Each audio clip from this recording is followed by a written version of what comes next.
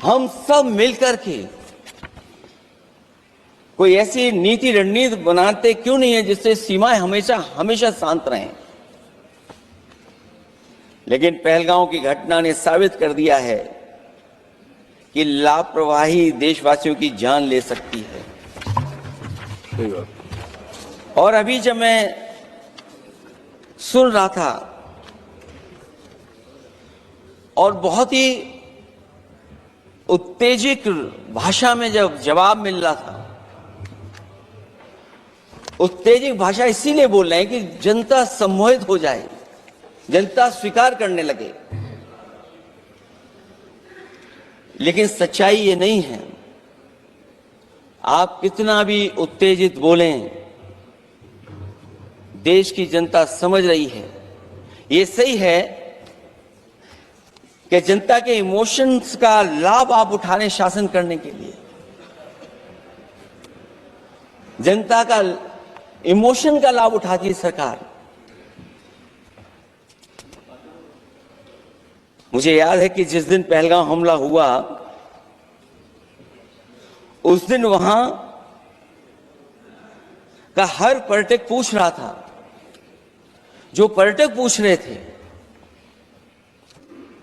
कि खतरों के बीच मेरी रक्षा करने वाला कोई वहां क्यों नहीं था। आखिरकार ये सबके मन में सवाल यही है कि जिस समय घटना हुई आखिरकार उन्हें बचाने वाला कोई क्यों नहीं था। और जो सरकार ये दावा करती है, 370 के बाद ये कहा सरकार ने कि भविष्य में कोई आतंकवादी घटना नहीं होगी, वहां टूरिज्म बढ़ेगा। जितने लोग वहां गए वो सरकार के भरोसे पे गए थे, वो सरकार के आश्वासन पे गए थे। और आखिरकार सिक्योरिटी लैब्स की जिम्मेदारी कौन लेगा।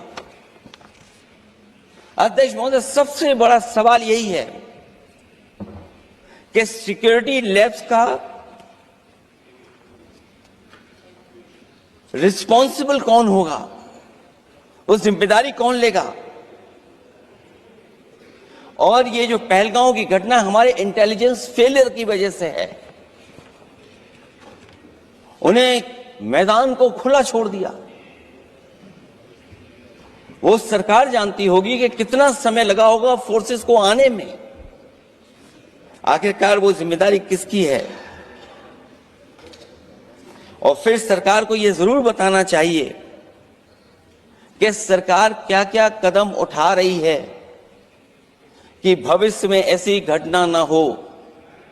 क्योंकि पहलगांव से पहले पुलवामा भी हुई और पुलवामा में भी यही बात रखी गई थी कि इंटेलिजेंस फेलियर है। उस समय भी किसकी जिम्मेदारी थी इंटेलिजेंस फेलियर की, किसी को नहीं पता। और अगर इंटेलिजेंस फेलियर पहले था तो पहलगांव में भी वही इंटेलिजेंस फेलियर हम लोगों को और पूरी देश की जनता जानती है आखिरकार जिम्मेदारी किसकी बनती है।